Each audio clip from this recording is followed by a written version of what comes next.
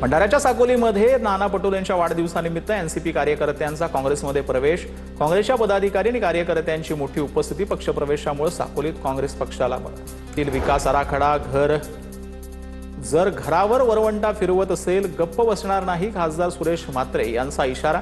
विकासकाच्या फायद्यासाठी राजेश म्हात्रेंचं घर बाधित होईल असा आराखडा बदलल्याचा डीपी प्लॅन संदर्भात ऑलरेडी 2 वेळा बदलला गेला. कोणाला वाचवायचं असेल तर ते वाचवायचं, आमची काही हरकत नाही.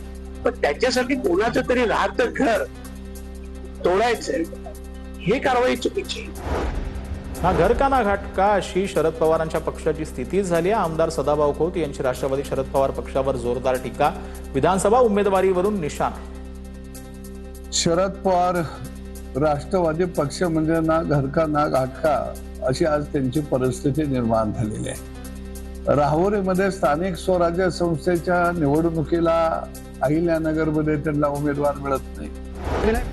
हिंगोली जिल्ह्यामध्ये ऐन खरीप पेरणीच्या तोंडावर डीएपी खताचा मोठा तुटवडा आहे. कळमनुरी तालुक्यातील आखाडा बाळापूर येथील मार्केटमध्ये खत नसल्याचं वास्तव समोर आलं. TV9च्या रिअलिटी चेकमध्ये वास्तव उघड झालेलं आहे. कुठले खत मिळत नाहीत, डीएपी भेटत नाहीत. बरं, काय सांगाल? शेतीची लगबग सुरू आहे. खते बियाणे मिळतात का शेतकऱ्यांना? बियाणे चालू आहे, मात्र रेट खूप वाढून आहे. जळगाव आणि नाशिक विधान परिषदेच्या जागेवरील बंडखोरीबाबत वरिष्ठ पातळीवर चर्चा सुरू. दोन्हीकडचे वरिष्ठ नेते लवकरात लवकर तोडगा काढतील. श्रीकांत शिंदेंची प्रतिक्रिया. ज्यांनी निवडणुकीमध्ये फॉर्म भरलेला आहे, काही लोकांनी माघार घेतला, काही लोकांनी माघार घेतली नाही. पण मला वाटतं माननीय मुख्यमंत्री महोदय असतील, उपमुख्यमंत्री महोदय असतील, हे आपापल्या कार्यकर्त्यांशी बोलतील आणि त्याच्यामधून नक्कीच जो आहे तोडगा जो काय काढायचा तो काढणार. 40 गावातून जवळपास 1000 तरुण स्वराज्य अभिषेक सोहळ्यासाठी रायगडच्या दिशेनं. भाजपचे आमदार मंगेश चव्हाण यांनी स्वतः एसटी बस चालवत रायगड वारीला भगवा झेंडा दाखवला. 15पेक्षा अधिक एसटी बस आणि खासगी वाहनांमधून युवकांचा ताफा रायगडकडे. कोल्हापुरातील भवानी मंडपामध्ये मराठा लाईफ इन्फंट्री बटालियनच्या वाद्यवृंदाचं सादरीकरण. खासदार शाहू छत्रपती यांच्यासह छत्रपती घराण्यातील सदस्यांची उपस्थिती. 352व्या शिवराज्याभिषेक दिनाच्या निमित्तानं कार्यक्रम. सोलापूर रेल्वे स्थानकावरील जीर्ण झालेल्या पीओपी छताचा काही भाग कोसळला. तिकीट काउंटरच्या परिसरातील घटना. छत कोसळून एक युवक किरकोळ जखमी. संगमनेर शहरालगत नाशिक पुणे महामार्ग 4 चाकी वाहन घेऊन जाणाऱ्या कंटेनरला अचानक आग. धावत्या कंटेनरमधून धूर चालकानं वेळीच गाडी थांबवली. संगमनेर साखर कारखान्याच्या अग्निशामक दलाकडून आग आटवली. लातूरच्या बाजारात खत आणि बियाणं खरेदीला अल्प प्रतिसाद. पेरणी योग्य पाऊस झाला नसल्यानं खताच्या विक्रीवर परिणाम. शेतकऱ्यांकडून बाजारात विशेषतः युरियाचीच मागणी.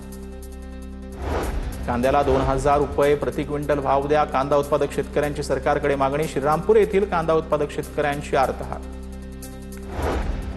धाराशिव उमरगा शहरासह शहरात जिल्ह्यांमधील काही ठिकाणी मान्सूनपूर्व पावसाची हजेरी. पावसानं हजेरी लावल्यामुळे उष्णतेची तीव्रता कमी झाल्याचं चित्र.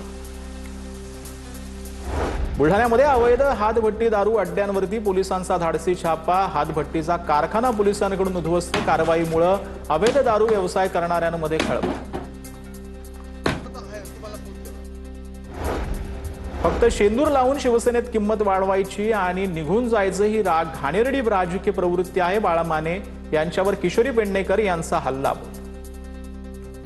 तयारी होती की आपल्याला एकदा शेंदूर लागू दे, आपली शिवसेनेमध्ये एक किंमत वाढू दे आणि मग मी जातो. त्यामुळे हे सगळी नालायक आणि घाणेरडी वृत्तीची प्रवृत्ती या राजकारणात वाढू लागली.